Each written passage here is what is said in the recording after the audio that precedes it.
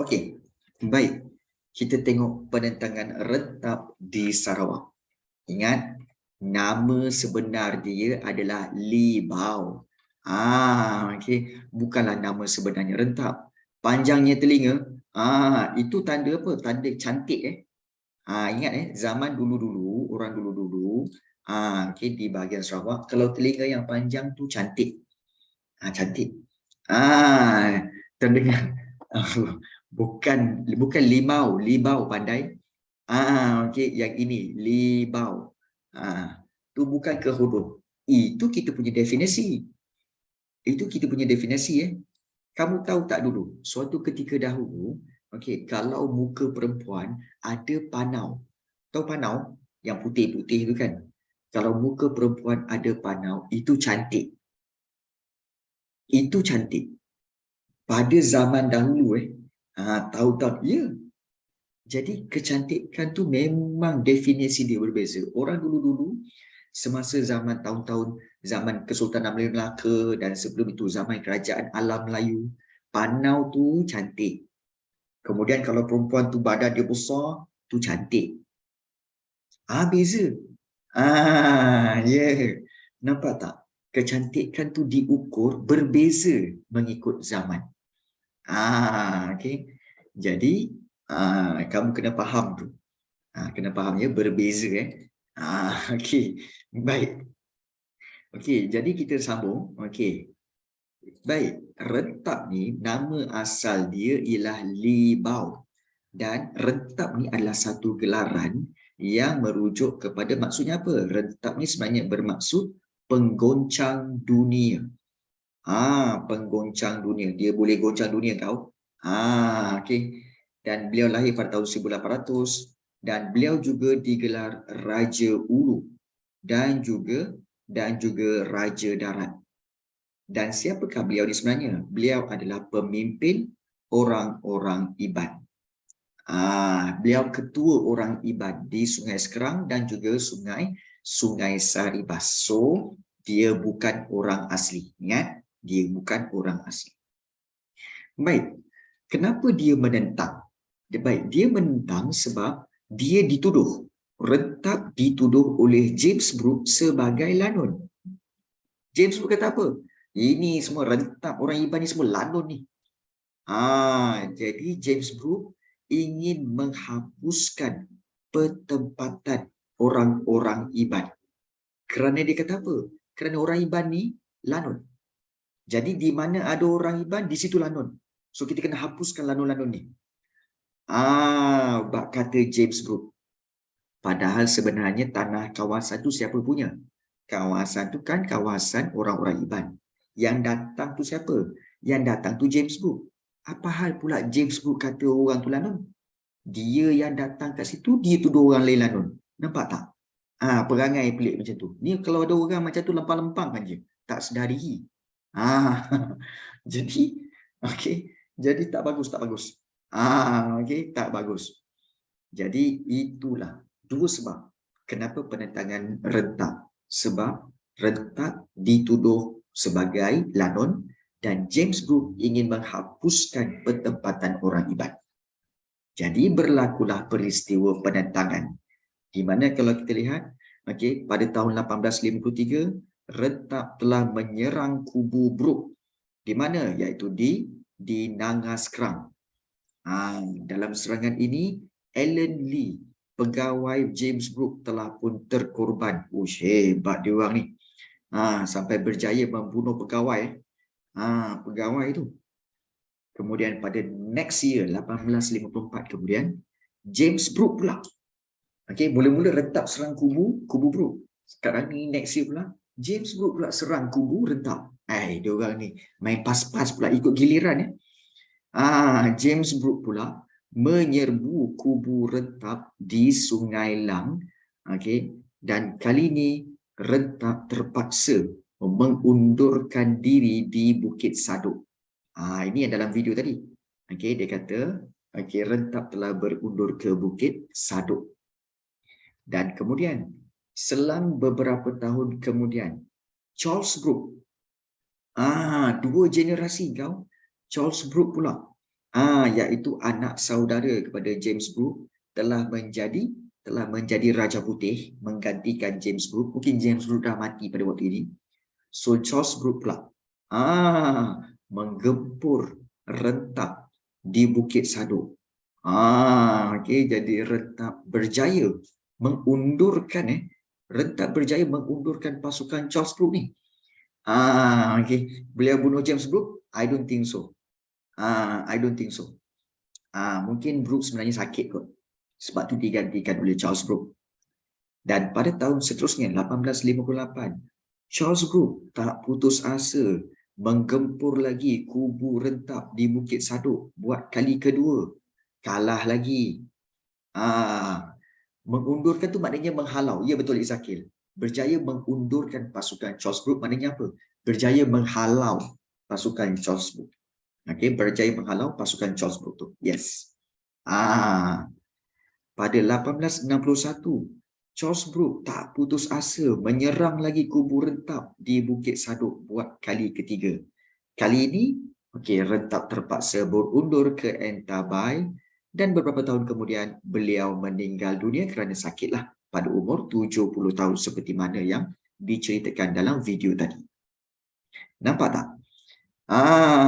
Tak ada pun tentang Meriam tu? Memang tak ada. Tapi dalam ni dia memang detailkan.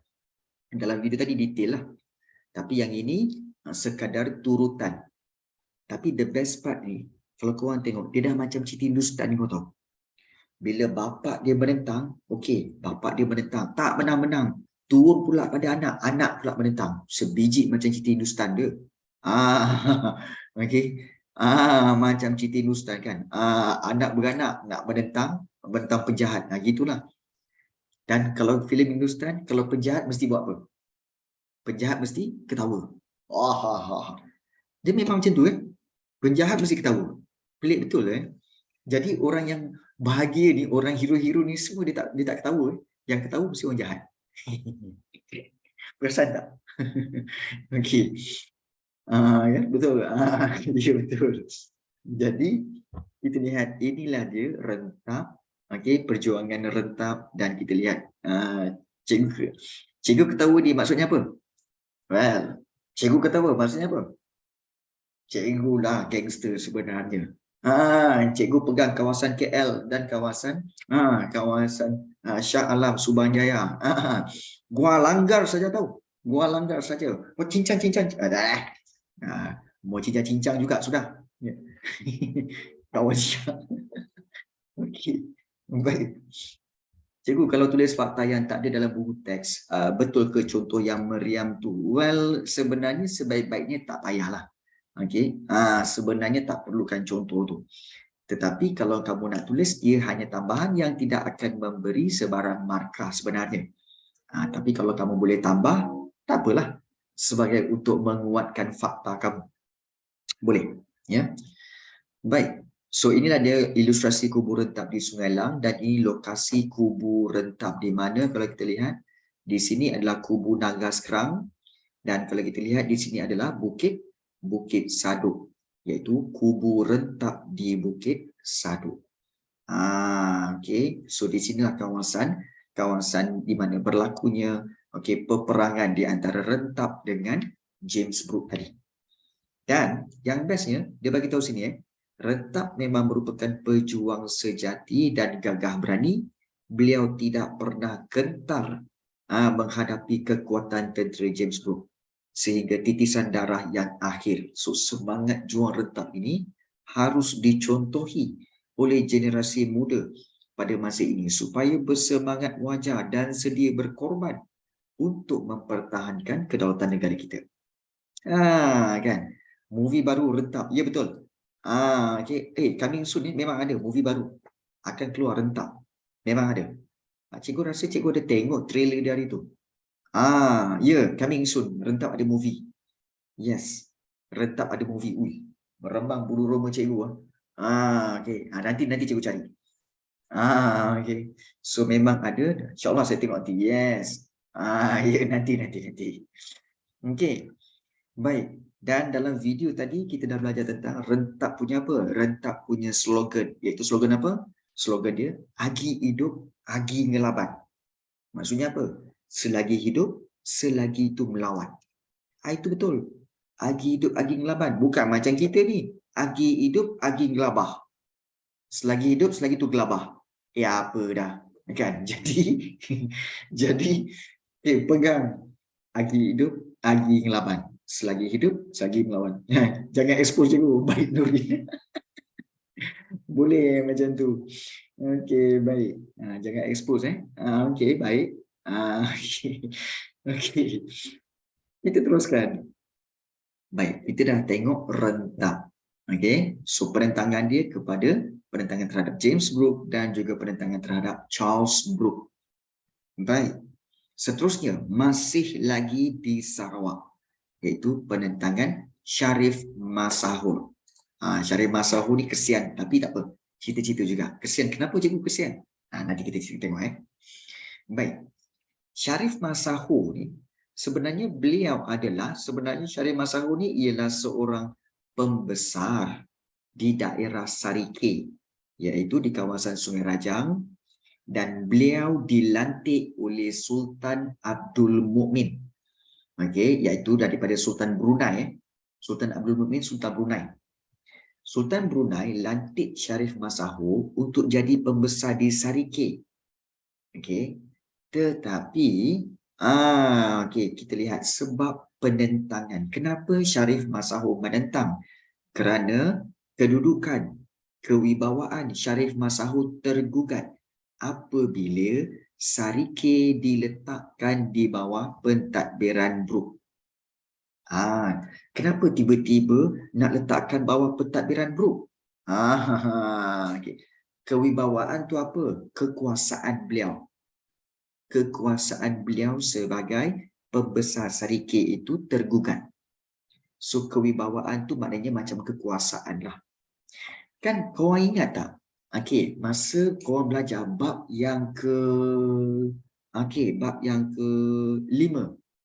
Bab yang kelima, iaitu pentadbiran barat di Sarawak dan Sabah. Kan James Brooke kan dia menentang dia telah berjuang menamatkan penentangan-penentangan di Sarawak, dan juga dia telah membuat perjanjian dengan siapa? Dengan Pangeran Raja Muda Hashim, betul?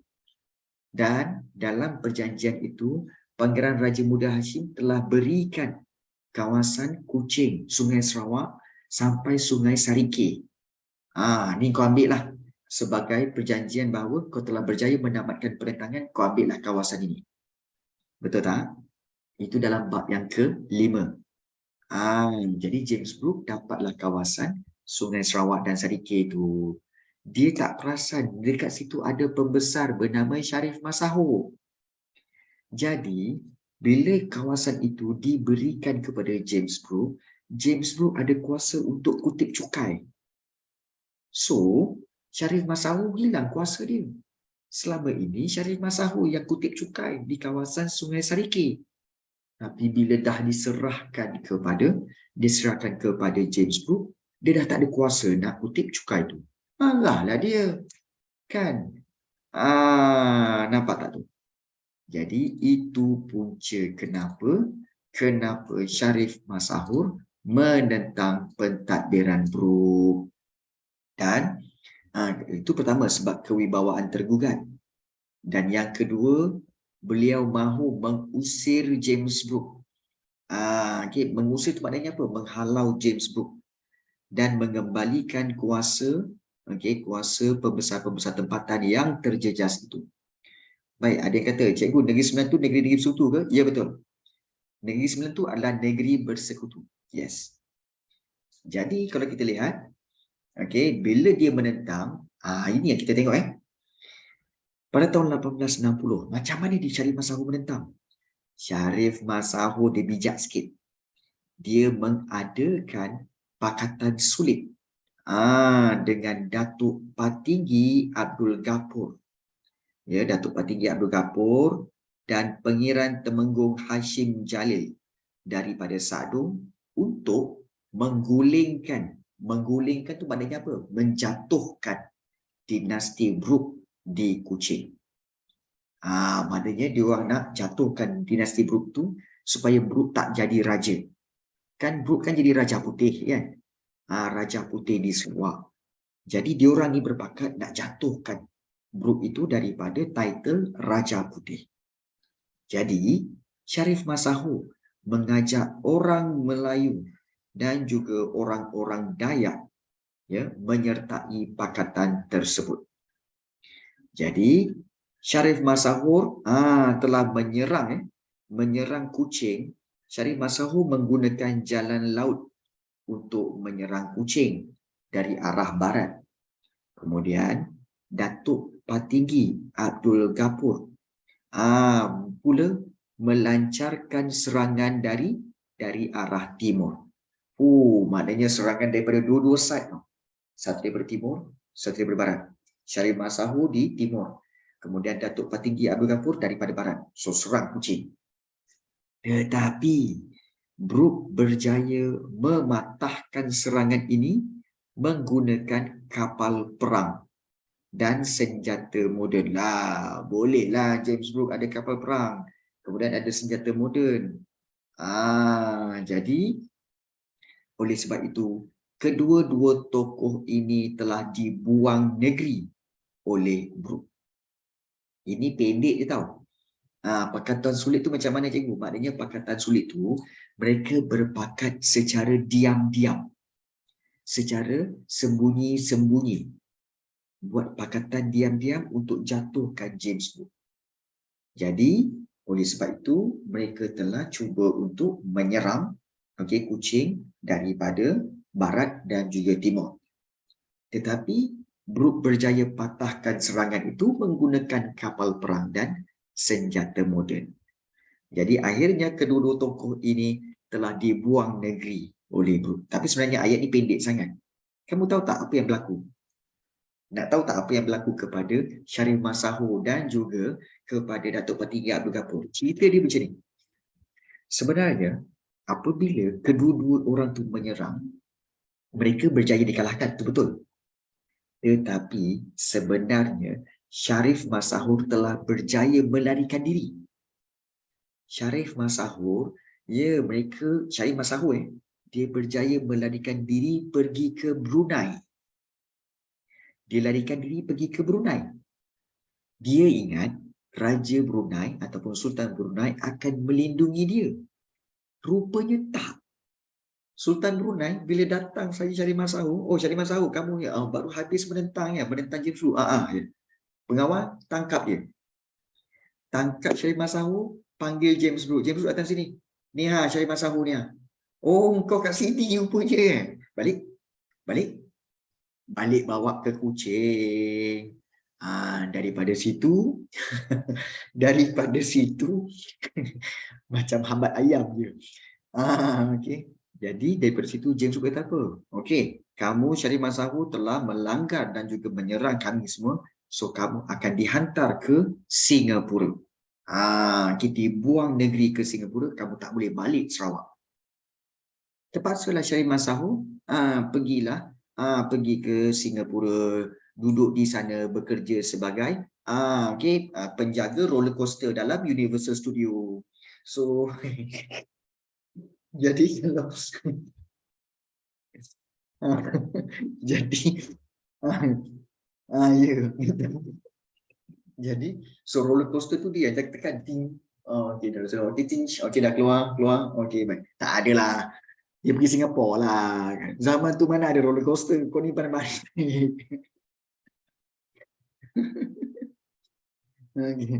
Perlumbaan kayu sampai. Okey. Tapi betul ke fakta tu? Fakta pergi Singapura tu betul. Okey. Kalau cikgu fakta pergi Singapura tu memang betul.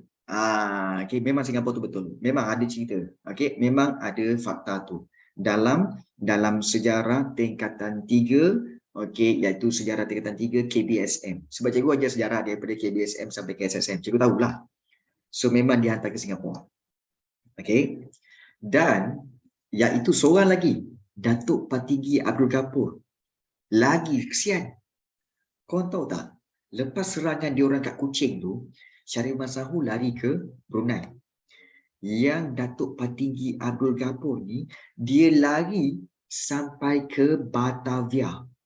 Batavia tu kat mana cikgu? Sekarang ni Jakarta. Bapa jauhnya. Ya, dia lari sampai ke Jakarta. Ha, bila lari sampai ke Jakarta, ingatkan, ingatkan dia, okay, kuat lagi. Ingatkan selamat. Rupa-rupanya Belanda ada. Belanda ada. Engkau siapa ni? Saya Datuk Patinggi Abdul Ghafur yang menentang James Brooke di Sarawak. Oh, ya ke? Oh, kamu lah ni. Pengawal tangkap. Belanda pula. Pengawal tangkap. Panggil James Brooke. James Brooke. Kami ni orang Belanda. Kita sama-sama penjajah. Ambil dia balik. Dah ambil dia balik. Bawa pergi Kuching.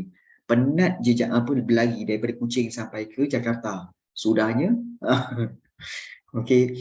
Cikgu dia lari tu lagi ke naik kapal. Yalah, dia lagi naik kapal lah. Takkan dia berlari kau berapa jauh tu daripada Kuching nak ke Jakarta tu. Nak Kedah laut lagi. Dia macam cuba masuk pula. Itulah. Jadi, okay, telah dihantar. Mereka takkan simpan perjalanan dengan lagi satu. Ya, betul. Betul. Ada satu klausa dalam perjanjian Perjanjian Inggeris Belanda yang mereka takkan simpan penjenayah dari negara satu. Ya, betul. Jadi mana-mana penjenayah akan dihantar pulang. Hantar balik kepada James Brooke. Jadi James Brooke pun kalau tak silap cikgu, Datuk Patinggi Abdul Ghafur telah dibuang ke Melaka kalau tak silap cikgu. Datuk Patinggi Abdul Ghafur dibuang ke Melaka kalau tak silap cikgu. Tapi memang dibuang negeri lah. Dan dia lari ke Jakarta tu, Batavia tu memang betul. Ataupun jadi kita terbayangkan macam mana lah orang-orang ni boleh lari jauh macam tu kan. Kenapa diorang ni tak pergi Sabah? Sebab Sabah ada SBUB. Sabah pada waktu itu SBUB. Sama juga. Kalau lari ke Sabah, SBUB akan tangkap dia, bawa hantar balik. Sama je. Kan? Jadi itulah yang berlaku kepada Filipina. Nak lari ke Filipina.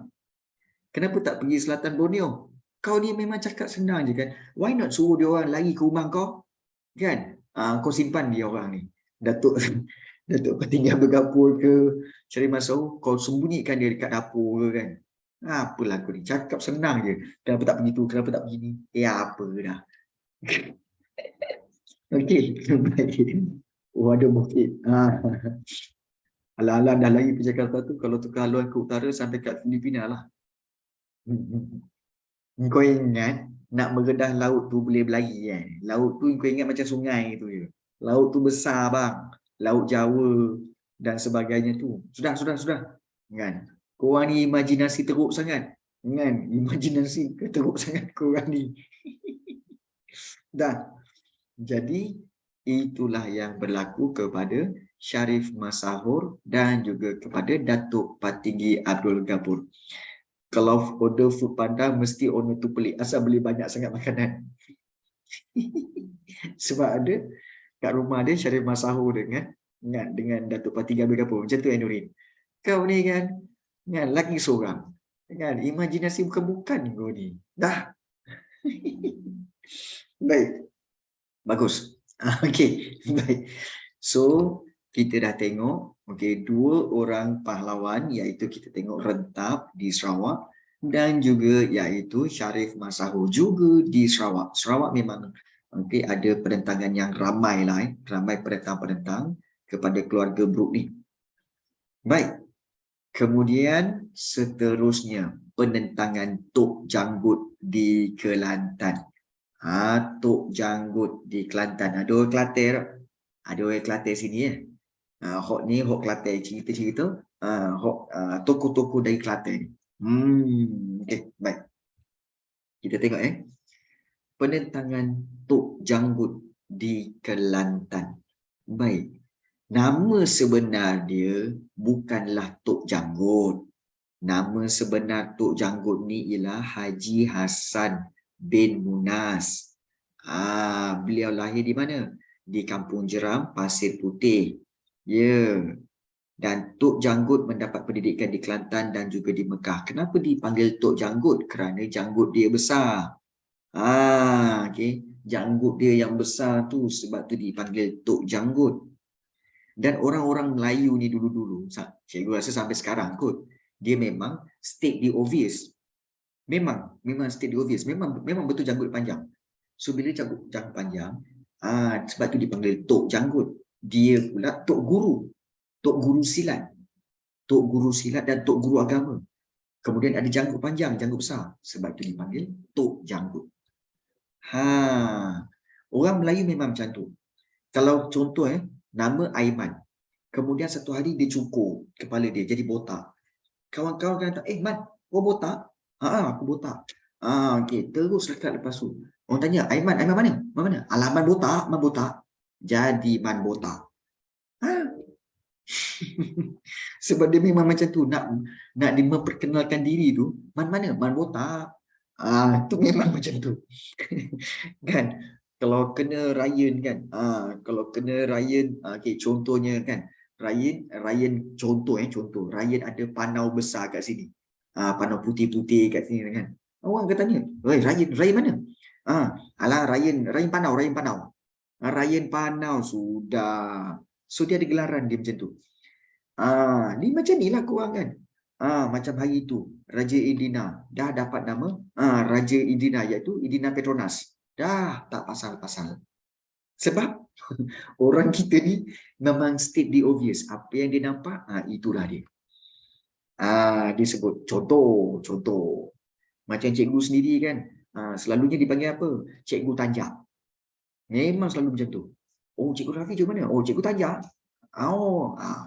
Dia selalu macam tu. Cikgu Rafi, Cikgu Tanjak. Itu gelaran. Gelarannya. Jadi, untuk senang nak kenal. Okey. Jadi, macam-macam gelaran. Ya, betul. Okey, jadi ini Tok Janggut. Jadi, Tok Janggut, okey, dia daripada Kelantan. Dan kenapa beliau menentang? Okey, kerana beliau menentang kekerasan pentadbiran. Pentadbiran siapa? Encik Abdul Latif. Iaitu siapa dia ni? Ketua Jajahan Pasir Putih. Encik Abdul Latif ini, dia memang orang Melayu. Tapi dia bekerja untuk pegawai British. Dia bekerja untuk pegawai British. Jadi dia pula yang orang kata apa, menekan dan juga memeras ugut orang-orang Melayu.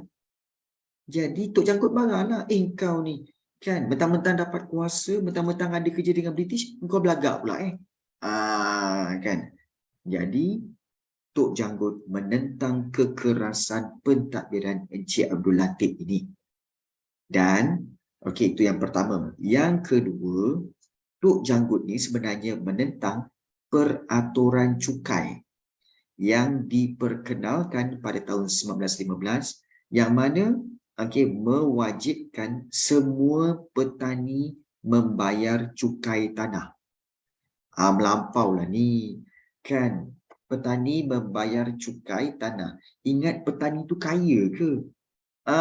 Kan, tanam pun tanaman padi. Tanaman padi cukup untuk makan sendiri dan keluarga. Lepas tu kena bayar cukai tanah lagi. Melampau sangat lah ni. Kan, menindas orang-orang miskin. Jadi sebab itu Tok Janggut bangun menentang penindasan yang dilakukan oleh British dengan mengenakan cukai itu. Tak patut. Ya, tak patut. Jadi beliau bersemangat jihad. Bersemangat jihad menentang British. Apa itu jihad? Jihad tu iaitu semangat sanggup berkorban. Sanggup berkorban bagi mempertahankan bangsa dan agama. Itu dengan menentang British. So ada 3 sebab perentangan. Menentang kekerasan pentadbiran Encik Abdul Latif, menentang peraturan cukai, dan juga bersemangat jihad menentang British. Negeri-negeri tidak sekutu. So macam mana ada cukai? Ya, ini bukan Terengganu, ni Kelantan. Ini Kelantan. Okey, baik, soalan tu bagus. Ada yang tanya, cikgu, ada yang tanya, cikgu, negeri-negeri tidak bersekutu ni kan kena cukai juga ke? Perasan tak? negeri-negeri Melayu tidak bersekutu, memang dia tak dapat residen, tetapi mereka dapat penasihat sultan. Betul tak? Dia dapat penasihat. Dan penasihat itu juga telah mengenalkan peraturan, memperkenalkan peraturan-peraturan British. Memperkenalkan peraturan British walaupun tidak dibenarkan oleh sultan dan pembesar. Nampak tak? Ya. So macam mana ada cukai? Sebab penasihat tu memperkenalkan cukai. Nampak tak? Jadi kemudian bila dia perkenalkan cukai, ya betul, sultan pun terpaksa ikut. Sebab apa? Sebab penasihat-penasihat ini juga membawa tentera-tentera British datang. Pergi mana-mana pun bawa tentera. Kemudian kata apa? Oh, kamu kena bayar cukai ni. Kamu kena bayar cukai ni. Okey. Tetapi dia tidak mengikut arahan sultan. Dia bagi je peraturan cukai itu kepada rakyat. Tanpa sebarang kebenaran sultan. Sultan pula bukan tak bagi hukum. Sultan pula kita tahu bahawa sultan terpaksa tunduk kepada penasihat-penasihat British ini. Kerana apa? Jika tidak dibenarkan, ada kemungkinan negeri mereka akan diserang oleh British. Nampak? Bukan kesimpulannya status mementingkan status, tapi Sultan risau. Kalau aku menentang kehendak penasihat British ni, takut nanti British bawa tentera-tentera dia dan menyerang negeri Kelantan atau negeri Terengganu. Jadi betul. Belajar sejarah ni menyebabkan kita geram aja. Kan? Kita geram, kenapalah kita tak menentang. Tapi kita tahu, kalau kita juga menentang pada waktu itu, mungkin seolah-olah kita akan menentang pihak yang confirm lagi kuat. Kan? What about Siam? Kan British takut Siam. Ya, British takut Siam. Tetapi kena ingat, dalam negeri-negeri Melayu tidak bersekutu, bab yang keempat korang belajar kan, negeri Melayu tidak bersekutu, 4 negeri, iaitu 4 negeri itu, iaitu Kelantan, Terengganu, Perlis dan juga Kedah, telah diberikan kepada British melalui Perjanjian Bangkok 1909. Ya. Jadi Siam dah tak masuk campur. Jadi kalau Kelantan kata, tolong aku, Siam tolong aku ni. British telah memperkenalkan peraturan cukai apa semua ni. Tolong aku, kami nak serang dia. Siam kan kata apa? Aku tak masuk campur dah. Negeri korang ni aku dah bagi pada British. Aku tak masuk campur. You see? Jadi itulah. So sultan pun sebenarnya kalau kita jadi sultan, kita pun akan rasa dalam dilema tau. Kan kalau aku menentang sekarang, habis nanti negeri aku dan rakyat-rakyat aku diserang oleh British.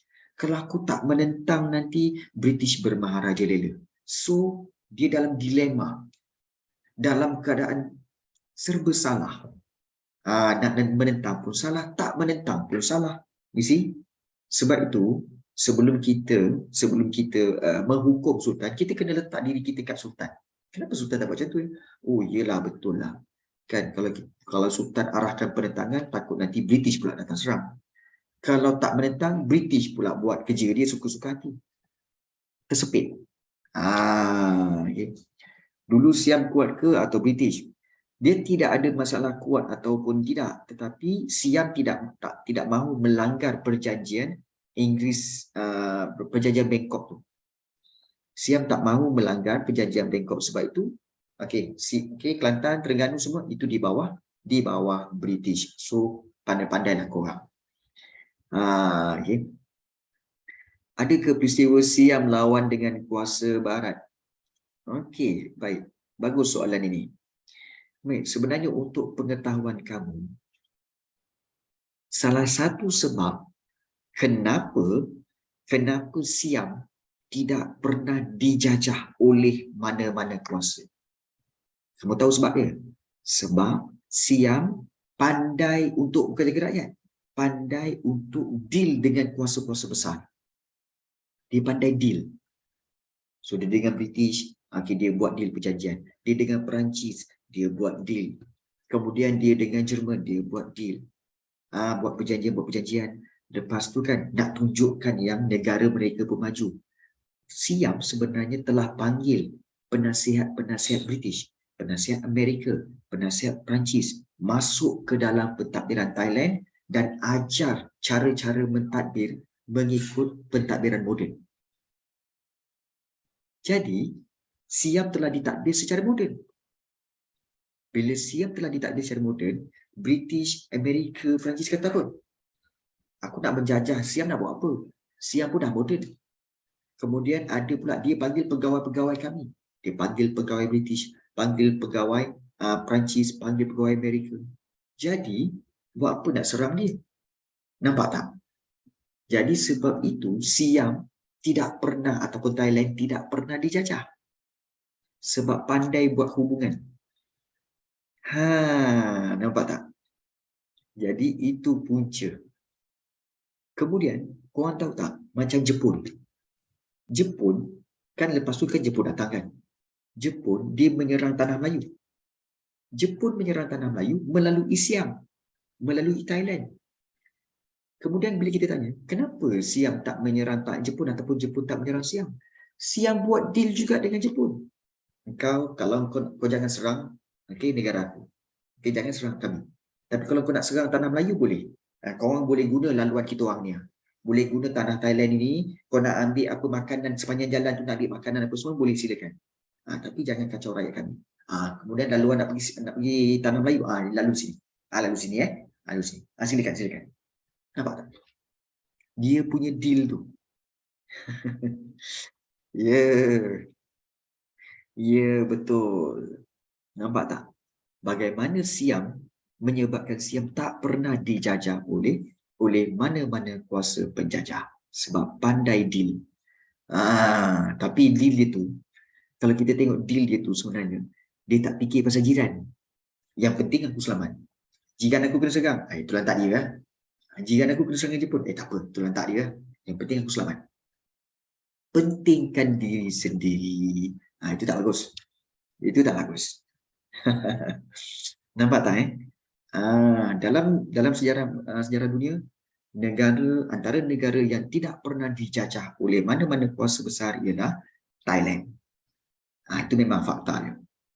Okay. So itu antara maklumat tambahan lah. Thailand juga, tak salah cikgu ada lagi. Ya betul. Ya, itu pun salah satu sebab juga korang. Iaitu, Thailand tu sebenarnya satu lagi sebab kenapa dia orang kuasa penjajah tak menyerang Siam, sebab Siam tu di sebelah kiri dia Myanmar. Myanmar dijajah oleh British. Di sebelah bawahnya ada tanah Melayu British. Kemudian di sebelah kanan dia ada Vietnam. Vietnam diperintah oleh Perancis. Begitu juga Laos dikuasai oleh Perancis.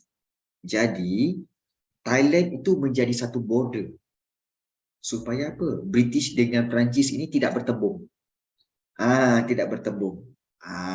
Jadi itu juga salah satu sebab kenapa Thailand dibiarkan tanpa dijajah. So itulah punca utama kenapa Thailand tidak dijajah, kan? Ya, bukan kerja-kerja dulu. Ya, banyak betul lah tu tadi. Maknanya sebab itu salah satu sebab kenapa Thailand tidak dijajah, iaitu dia menjadi border dan menjadi penampan kepada kuasa-kuasa besar yang lain supaya mereka tak menyerang satu sama lain. So Thailand tu menjadi satu kawasan, dia punya border lah di antara kuasa-kuasa penjajah lain. Ya betul. So untuk mengelakkan peperangan antara penjajah dengan penjajah. Baik. So itu tentang perang seperti hubungan. Tak. Kenapa nama Thailand bukan Siam? Kenapa nama Thailand bukan Siam? Siam sebenarnya nama lama dia. Dan apabila berlaku revolusi Thai pada tahun 1932, maka nama Siam itu telah ditukar kepada Thailand. So Thai itu bermaksud aman dan land itu tanah yang aman. Thailand. Itu sebenarnya. Baik. Okey, jom kita sambung lagi. Macam tak aman pun. Memang pun. Okey, baik. So kita lihat tentang Tok Janggut. Tok Janggut mendapat pendidikan di Kelantan dan di Mekah. Okay, 3 sebab penentangan iaitu menentang kekerasan pentadbiran Cik Abdul Latif, menentang peraturan cukai dan juga berjihad menentang British. Baik, bagaimana Tok Janggut menentang? Iaitu Tok Janggut iaitu Tok Janggut mengadakan mesyuarat di kampung Tok Akib bagi memboikot pengenalan cukai oleh British. Bila British perkenalkan cukai, maka Tok Janggut buat mesyuarat. Dia kata apa? Kita kena boikot pengenalan cukai ni. Jadi kemudian boikot tu maknanya apa? Tak join dan tak sokong pengenalan cukai tu. So Tok Janggut merancang menyerang Pasir Putih dan mendapat sokongan daripada Haji Said, Penghulu Adam dan juga Cik Ishak Merbul.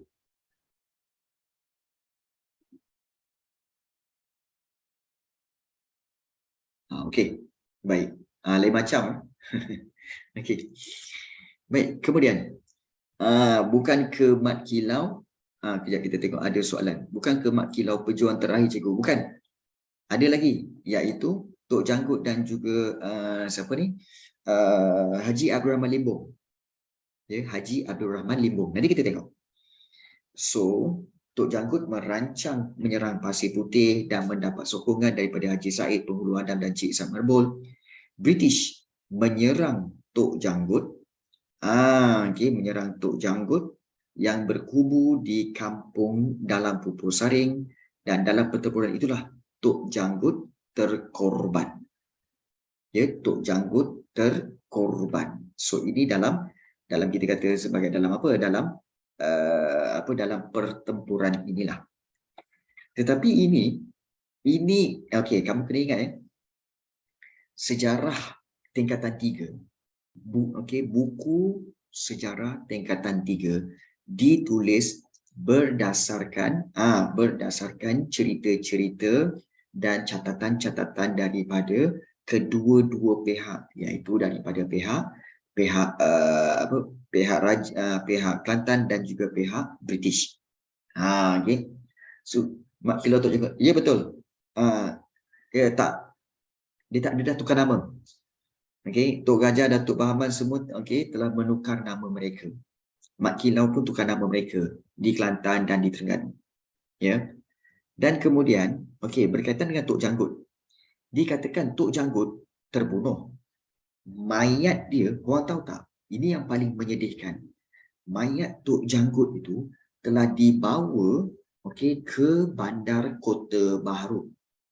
Kemudian kakinya diikat dan ditarik, tergantung macam ni, ditarik ke atas, kepala ke bawah, kaki ke atas, dan dibiarkan di tengah-tengah pekan Kota Baharu, dibiarkan untuk beberapa hari.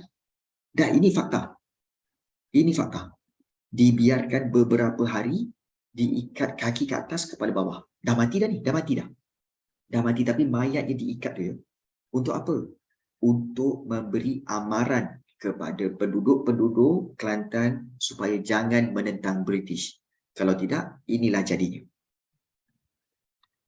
Kau nampak tak? Kau ingat British baik sangat ke? Kejam juga. Kejam juga sebenarnya. Baik. Tapi harus diingat. Ni. Kalau ikut catatan buku sejarah tingkatan 3 ni, buku sejarah tingkatan 3 ni diambil daripada catatan sejarawan dan juga catatan daripada British. Catatan daripada British, surat khabar dan sebagainya. Tetapi menurut catatan yang lebih dalam daripada sejarawan Malaysia, sejarawan Tanah Melayu, dia kata apa tahu? Sebenar-benarnya Tok Janggut tak mati. Sebenarnya Yang mati itu adalah pegawai British yang telah ditukarkan bajunya, okey, dan kemudian dan penduduk kampung kata inilah Tok Janggut. Tapi Tok Janggut sebenar telah pun bersembunyi dan juga melarikan diri dan telah menukar namanya. Jadi yang digantung tu siapa? Dikatakan yang digantung tu, yang dipamerkan di Bandar Kota Baru tu, itu bukan Tok Janggut. Itu adalah sebenarnya tentera British yang telah pun mati. Takkan British tak tahu siapa? Tak. British tak tahu yang mana satu Tok Janggut. Kau ingat macam sekarang ke? Sekarang ni memanglah gambar ada, video ada. Dulu tak ada. Tak tahu yang mana satu Tok Janggut. Ya betul, betul Azwan. Okay. Dan yang ditangkap tu, kenapa dia orang kata itu bukan Tok Janggut? Sebab bila dia tangkap tu, memanglah ada janggut. Tapi muka dia keputih-putihan sikit. Macam muka Sing. Kan kita tahu kan tentera-tentera British ni kan daripada askar Sikh kan. Jadi dia orang kata, oh kan sebenarnya mungkin bukan untuk janggut tapi askar Sikh ni. So ada catatan yang menyatakan seperti itu. Jadi mana satu yang betul? Mana satu yang betul? Kita kena semak dengan Sultan Kelantan dan para pembesar Kelantan. Gantung pegawai sendiri boleh percaya ke? Bukan British gantung pegawai sendiri. Tapi dikatakan dalam pertempuran itu ada pegawai Sing, ada tentera-tentera Sing yang terbunuh. Jadi orang-orang Melayu kat situ telah tukarkan baju dia dan kemudian pakaikan dengan pakaian Melayu dan menyatakan ini dia, Tok Janggut dah mati. Begitu. Ya, Tok Janggut dah mati dan mayat itulah yang telah diseret dibawa ke Bandar Kota Baru dan digantung kaki ke atas, kepala ke bawah. Itu salah satu versi cerita daripada catatan yang ada dalam sejarah. Which one? Well, kalau kita tengok Mat Kilau pun boleh bersembunyi, tukar nama. Kemudian pada tahun 1969, 1970, nak dekat 70. 1969, Mat Kilau boleh keluar dan mengisytiharkan beliau adalah Mat Kilau. Dan selama ini dia bersembunyi. Kemungkinan besar Tok Janggut boleh buat macam tu. Betul tak? Kan? Jadi macam, logik juga kan? Kan? Logik juga kan? Jadi kita rasa macam, uish. Okay. Tapi apa-apa pun sudah tentulah dia orang dah mati kan. Takkanlah hidup lagi sampai sekarang kan. Kan. Dia macam alah, macam orang-orang sekarang ni lah masih lagi tak percaya Michael Jackson tu dah mati. Dia orang kata oh Michael Jackson hidup lagi tapi sebenarnya bersembunyi. Macam okey, macam itulah kan. Jadi kenapa cikgu dulu Amerika tak bantu siapa? Tak bantu Kelantan semua. Amerika tak sampai sini lagi. Dan Amerika pada zaman dulu dia bukan satu kuasa penjajah. Bukan Amerika bukan kuasa penjajah. Yang kuasa penjajah terbesar pada waktu itu ialah British. Kan Amerika Malaysia kawan. Ini tahun bila bang? Ini tahun 1915. Malaysia pun belum wujud bang. Ini masih tanah Melayu bang. Kau ni kan tengoklah sejarah, tengok masa, tengok time dia. Kau ni kan. Okey. Main suka-suka hati je. Ni kan ada yang kata kenapa tak panggil Captain America? Kenapa tak panggil Iron Man? Aku cepuk korang kan. Baik. Manchester Power tu. Ya. Okey. Cikgu sekarang negara paling kuat apa? Negara paling kuat ialah Amerika lah. Negara paling kuat ialah Amerika. Okey. Baik. So, apa yang telah kita pelajari pada hari ini? Okey, apa yang kita telah pelajari iaitu tentang tiga pahlawan, iaitu kita belajar tentang Rentap, kemudian juga kita belajar tentang Sharif Masahur, dan yang ketiga kita belajar tentang Tok Janggut. Betul cikgu cakap kalau Captain America wujud habis British. Okey. Jadi inilah tentang 3 orang pahlawan yang merupakan penentang-penentang terhadap pentadbiran British. Baik. Ada soalan nak tanya? Sebarang soalan. Kalau tak faham boleh bertanya sekarang. Cikgu buka kepada soalan. Okey, mungkin kamu nak bertanya apa-apa tentang para penentang yang telah kita pelajari ini. Okey. Paling penting, okey, ketahui siapakah tokohnya, di mana tokoh itu menentang dan juga tak sempat nak garis. Oh, cikgu boleh tak stop kejap kat Syarif tu, saya tak sempat nak garis. Okey, boleh. Okey, dekat Syarif Masahu. Ya, inilah dia. Okey, Syarif Masahu. Bagus satu tips untuk belajar dengan cikgu, iaitu apabila cikgu bulatkan dan gariskan, kamu pun ikut bulat dan gariskan. Sebab apa yang cikgu bulatkan, apa yang cikgu gariskan, itu adalah sebenarnya keywords dia. Kata kunci untuk memudahkan kamu ingat. Jadi nampak tak macam Syarif Masahu ni kan? Syarif Masahu, kemudian juga Pakatan Sulit, Datuk Patinggi Abdul Gafur, kan? Dan juga orang Melayu Dayak menyertai Pakatan tu, Syarif Masahu, guna jalan laut, Datuk Patinggi Abdul Gafur, serang dari arah timur. Itu keywords yang sebenarnya cikgu ada minat nak jadi sejarawan. Ya, cikgu ada minat jadi sejarawan. Dinasti penjajahan zaman semua sama kan? Lain-lain. Dinasti maknanya adalah pentadbiran kekeluargaan. Pentadbiran sesuatu kerajaan secara keluarga, itu dinasti. Ya, dinasti. So mula-mula James Brooke, lepas tu Charles Brooke, kemudian Charles Ryder Brooke. Maknanya dinasti apa? Dinasti Brooke. Itu. Penjajahan pula iaitu penaklukan. Ya, penaklukan terhadap sesuatu kawasan dan memerintah. Okey. Zaman semua sama kan. Okey, baik. Cikgu nak pergi Sarawak. Nak pergi Sarawak susah ke? Tak susah. Engkau boleh pergi naik kereta pun boleh. Naik kereta pun boleh, naik motor pun boleh. Okey, naik basikal pun boleh. Boleh. Dah kenapa kau tak percaya? Memang boleh. Pergi Sarawak, naik basikal, naik motosikal, naik kereta, boleh. Naik bas pun boleh. Jalan kaki 30 minit nanti sampai. Boleh. Jalan kaki pun boleh dilang. Boleh.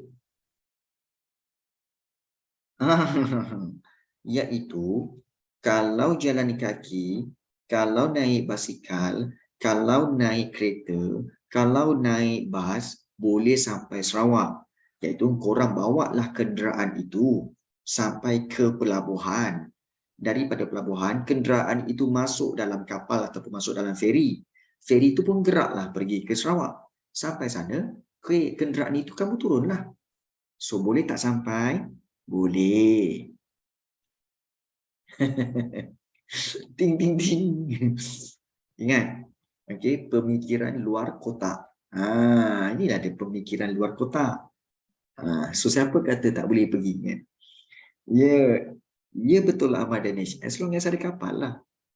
Nampak tak? Pemikiran luar kotak menyebabkan tiada yang mustahil. Cikgu boleh tunjuk klip Mat Kilau kan? Ada Mas Lapang. Okey. Nak tengok cerita Mat Kilau, korang kan dah tengok. Kerajaan tak nak buat jambatan ke? Jambatan ke Sabang Sarawak ke? Izzah Syairah, kamu tahu tak nak buat jambatan daripada kita kata daripada Sabah ke daripada Semenanjung ke Sabah Sarawak tu, kamu tahu jauh dia berapa? Jauh. Memang jauh. Okey, dia melibatkan perjalanan yang hampir beratus kilometer satu. Kemudian yang kedua, kena merentas laut. Laut tu pula berombak kuat. Tak pasal-pasal kita kau terbalik masuk dalam laut. Tak payah. Kan? Baik cerita sejarah negeri kita. Tuan-tuan dunia, ya betul. Dah ada kapal terbang. Tak payah buat jambatan. Kan. Tak payah buat jabatan lah. Laut Cina Selatan tu kuat kuat. Baik, ombak dia berombak. Okey. Baik. So ada soalan tak ni? Tentang rentap. Okey, kemudian juga tentang Syarif Masahur dan juga tentang Tok Janggut. Dan the best part is untuk Tok Janggut, korang akan belajar lagi Tok Janggut ini di sejarah tingkatan 4. Tingkatan 4, korang belajar lagi maklumat tentang Tok Janggut dalam bab yang kedua. Ya, yang JWW itu siapa tokoh dia? Itu adalah Datuk Maharaja Lela. Ya, Datuk Maharaja Lela. So, kalau kamu akan lihat nanti, kenapa Tok Janggut ada masuk dalam sejarah tingkatan 4, cikgu? Sebab, Tok Janggut ini, kan dia kata tadi, menentang, menggunakan semangat jihad. Menentang British kan.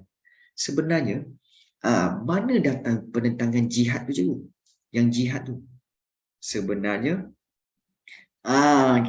sebenarnya, macam tu kena cari cara. Ya. Sebenarnya penentangan jihad itu berlaku kerana apa? Kerana adanya nasionalisme di tanah Mekah dan Madinah. Apabila terbangkitnya semangat nasionalisme di Mekah dan Madinah, perasan tak tadi Tok Janggut belajar di Mekah. Tok Janggut sebenarnya belajar di Mekah tau. Bila dia habis belajar di Mekah, dia balik ke Kelantan, dia tengok ada orang-orang Melayu telah ditentang oleh British. Jadi dia telah bangkitkan semangat untuk menentang British. Sama seperti di Mekah dan Madinah, di mana mereka juga menentang penjajahan British di sana. Okey, so cikgu jangan spoilerkan. Okey, baik. Cikgu cakap ada World War II dalam tingkatan 4, tapi saya pergi perpustakaan ambil buku rujukan tingkatan 4, tapi tak ada. Cikgu ajar sejarah tingkatan 4 lah. Cikgu tahulah. Memang Form 4 ada Second World War. Ada. Ada Second World War. Bab berapa? Bab 3. Bab 3. Tajuk dia apa? Konflik dunia. Bukan offended. Itulah pasal. Ada ke dia kata? Satu bab. Satu bab. Okey. Korang ni. Okey. Sekejap. Saya pun nak tengok sejarah tingkatan 4 punya buku teks. Bab 3 tentang Perang Dunia. Nak tengok? Nak tengok?